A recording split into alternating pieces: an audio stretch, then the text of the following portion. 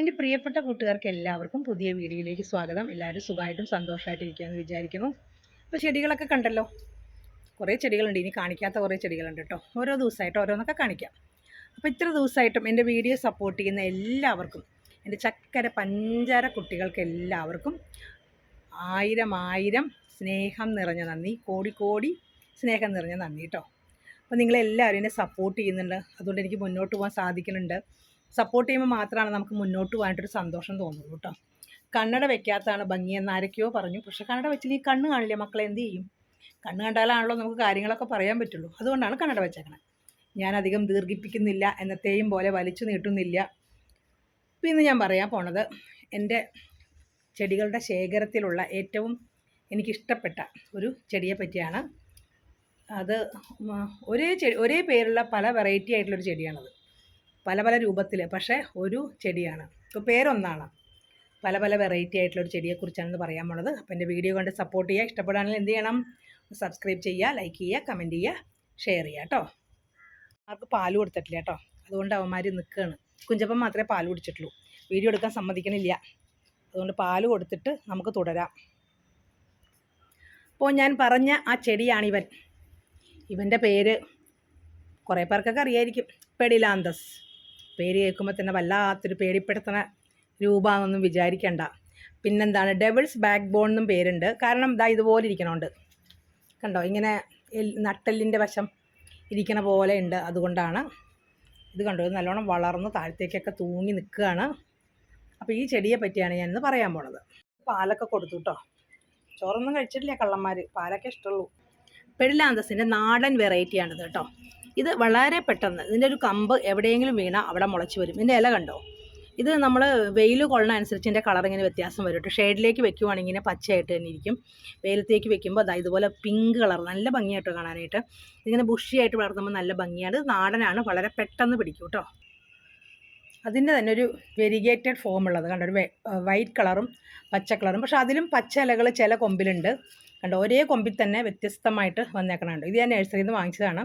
75 രൂപയ്ക്ക് വാങ്ങിച്ചതാണ് കേട്ടോ. സെൻറ്റ് ജെയിംസ് നഴ്സറി, അവിടെ നിന്ന് വാങ്ങിച്ചതാണ് ഞാനത്.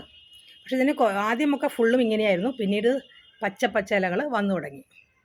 ഇനി ഞാൻ കാണിക്കാൻ പോകുന്നത് ഇത് ഞാൻ പ്രൊപ്പഗേറ്റ് ചെയ്തെടുത്തതാണ്. എങ്ങനെയാണ് പിടിപ്പിച്ചെടുത്തേക്കണേന്ന് കണ്ടോ. ആ വൈറ്റ് കളറ്, വൈറ്റും ഗ്രീനും കൂടിയിട്ടുള്ള ഒരു പ്രത്യേക കളറുള്ളത്, അത് ഞാൻ കണ്ടോ പ്രൊപ്പഗേറ്റ് ചെയ്തെടുത്തേക്കണ കണ്ടോ.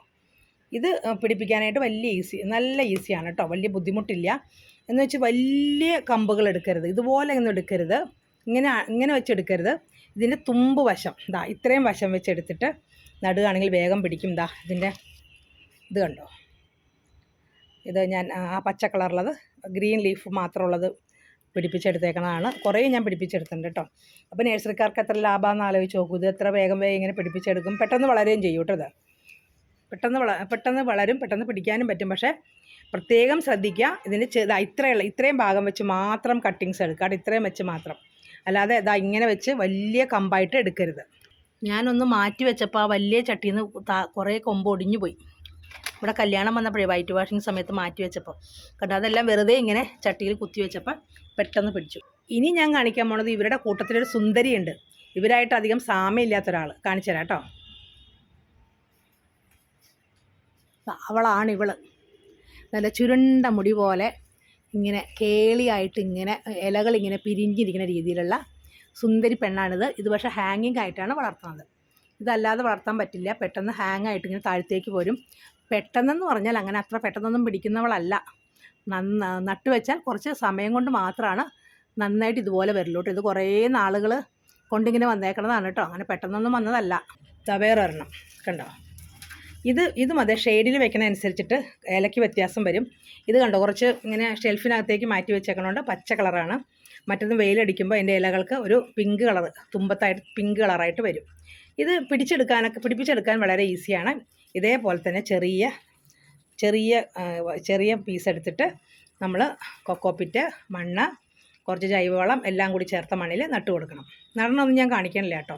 അങ്ങനെ 2 ദിവസം മുമ്പ് ഞാൻ നട്ട ഒരു ചെടിയാണിത് കേട്ടോ.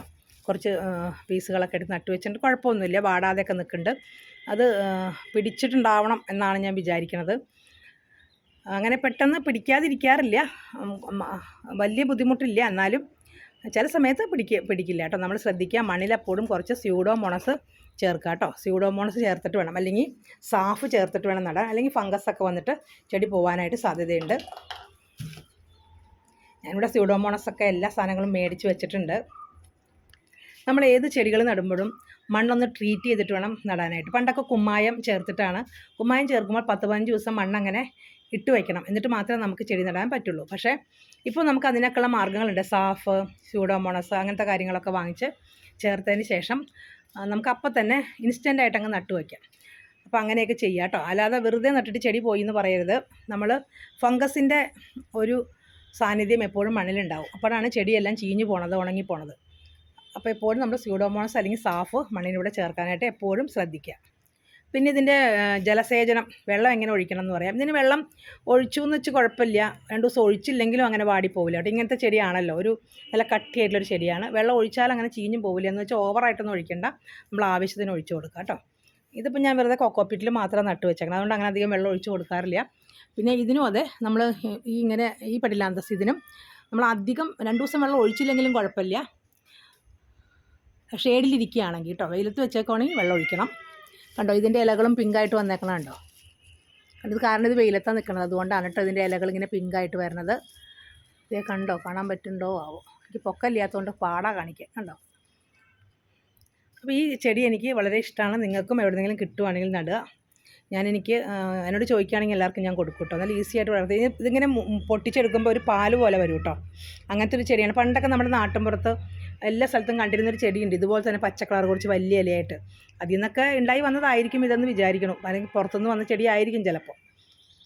അപ്പോൾ ഇന്നത്തെ വീഡിയോ ഇത്രയേ ഉള്ളൂ. പെഡിലാന്തസ് ചെടിയെക്കുറിച്ച് കാണിച്ചത്. നടണമൊന്നും കാണിച്ചിട്ടില്ല.